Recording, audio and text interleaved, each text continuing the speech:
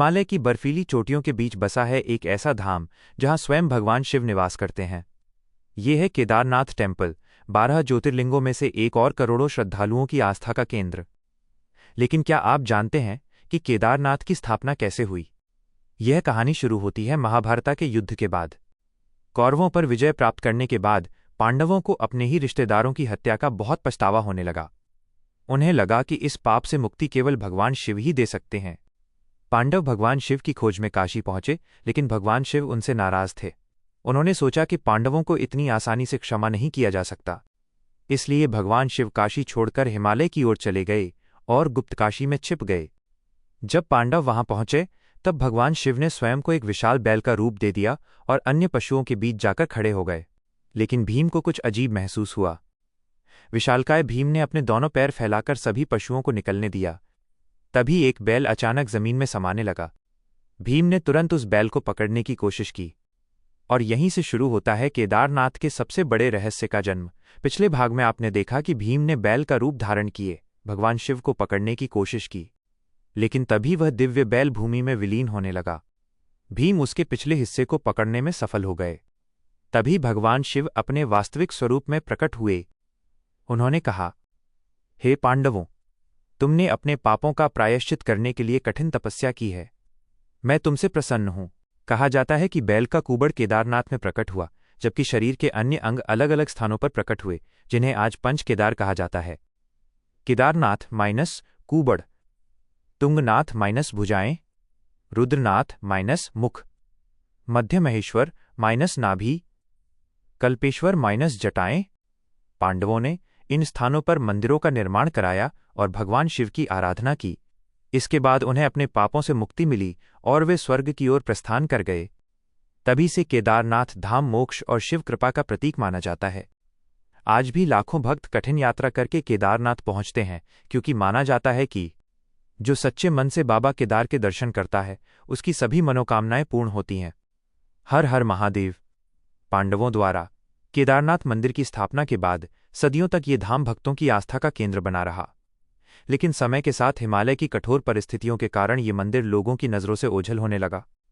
कहा जाता है कि लगभग 8वीं शताब्दी में महान संत आदि शंकराचार्य ने केदारनाथ धाम की पुनः खोज की और इस मंदिर का जीर्णोद्धार कराया।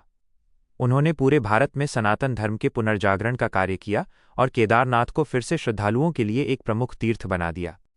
लेकिन बाबा केदार का सबसे बड़ा चमत्कार दुनिया ने वर्ष 2013 में देखा। जून 2013 में उत्तराखंड में भयंकर बारिश और बाढ़ आई। चारों ओर विनाश का दृश्य था। विशाल चट्टानें, मलबा और तेज बहता पानी अपने रास्ते में आने वाली हर चीज को बहाकर ले जा रहा था। लोगों को लगा कि शायद केदारनाथ मंदिर भी इस आपदा में नष्ट हो जाएगा। लेकिन तभी एक अद्भुत घटना हुई। कहा जाता है कि मंदिर के पीछे एक विशाल चट्टान आकर रुक गई। उस चट्टान ने पानी और मलबे की दिशा बदल दी, जिससे मंदिर को बहुत कम नुकसान पहुंचा। आज श्रद्धालु उस चट्टान को भीमशिला के नाम से जानते हैं और इसे बाबा केदार की कृपा का प्रतीक मानते हैं। इस घटना के बाद लोगों की आस्था और भी गहरी हो गई। लाखों भक्तों ने इसे भगवान शिव की दिव्य रक्षा माना। आज भी जब कोई भक्त केदारनाथ की कठिन यात्रा पूरी करके बाबा के दर्शन करता है तो उसके मन में एक ही भावना होती है। जहां विज्ञान की सीमाएं समाप्त होती हैं, वहां से आस्था का मार्ग शुरू होता है। बर्फ से ढकी चोटियों के बीच खड़ा केदारनाथ मंदिर मानो ये संदेश देता है कि जो व्यक्ति सच्चे मन से भगवान शिव को पुकारता है, बाबा केदार उसकी रक्षा अवश्य करते हैं। और इसी विश्वास के साथ सदियों से गूंजता आ रहा है, हर हर महादेव, जय बाबा केदार। कहा जाता है कि केदारनाथ केवल एक मंदिर नहीं, बल्कि भगवान शिव की जीवित उपस्थिति का अनुभव है। आज भी जब सर्दियों का मौसम आता है और हिमालय की चोटियां बर्फ से ढक जाती हैं, तब केदारनाथ धाम के कपाट बंद कर दिए जाते हैं। लेकिन क्या आप जानते हैं कि इन 6 महीनों में बाबा केदार कहाँ विराजते हैं? परंपरा के अनुसार बाबा केदार की पंचमुखी उत्सव डोली को ओमकारेश्वर टेम्पल ले जाया जाता है। वहीं शीतकाल में उनकी पूजा अर्चना की जाती है।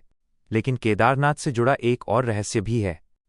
माना जाता है कि जब मंदिर के कपाट बंद किए जाते हैं, तब गर्भगृह में एक अखंड दीपक जलाकर रखा जाता है। 6 महीने बाद जब कपाट खुलते हैं तो श्रद्धालु इसे भगवान शिव की दिव्य कृपा का प्रतीक मानते हैं। सुबह की पहली आरती हो या शाम की भव्य दीपमाला, बाबा केदार के दरबार में पहुंचने वाला हर भक्त एक अलग ही शांति का अनुभव करता है। कई श्रद्धालु कहते हैं कि केदारनाथ हमें ये सिखाता है कि जीवन में कितनी भी कठिनाइयां आएं, विश्वास और धैर्य कभी नहीं छोड़ना चाहिए। बर्फीली हवाओं, ऊंचे पहाड़ों और कठिन रास्तों के बीच स्थित ये धाम हमें याद दिलाता है कि सच्ची भक्ति केवल शब्दों में नहीं, बल्कि श्रद्धा, धैर्य और समर्पण में होती है। और इसी संदेश के साथ समाप्त होती है बाबा केदार की ये दिव्य कथा। जो बाबा केदार को पुकारता है वो कभी अकेला नहीं होता। बोलिए हर हर महादेव। जय।